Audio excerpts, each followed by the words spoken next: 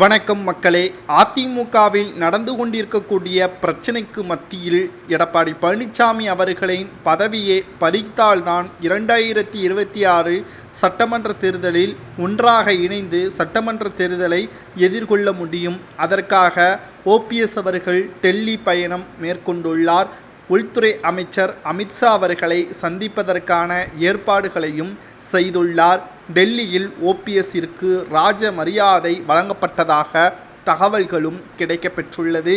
அனைத்திந்திய அண்ணா திராவிட முன்னேற்ற கழகத்தில் 3 முறை முதல்வராக தேர்வு செய்யப்பட்டவர்தான்.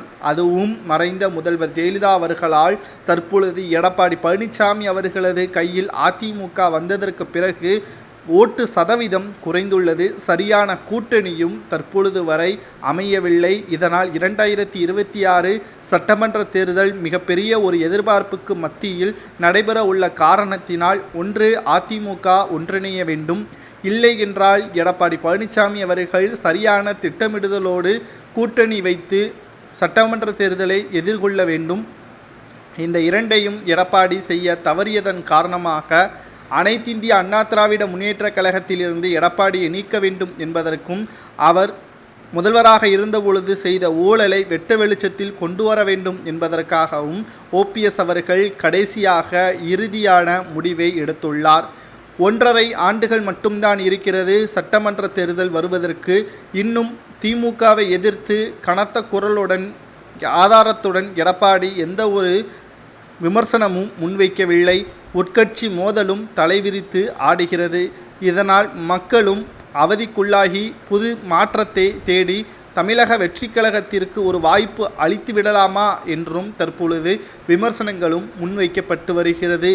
இதனால் தமிழக வெற்றி கழகத்துடனும் கூட்டணி வைத்து கொண்டால் மிகப்பெரிய ஒரு வெற்றி வாய்ப்பை ஏற்படுத்தலாம் என்றும் எடப்பாடிக்கு பலரும் அறிவுரை கூறியுள்ளார்கள். ஆனால் அதற்கும் எடப்பாடி மசியவில்லை.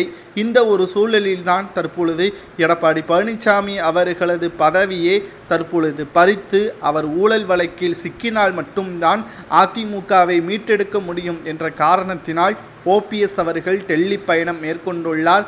2.5 மணி நேரம் உள்துறை அமைச்சர் அமித்ஷாவுடன் சந்தித்து பேசியுள்ளார்.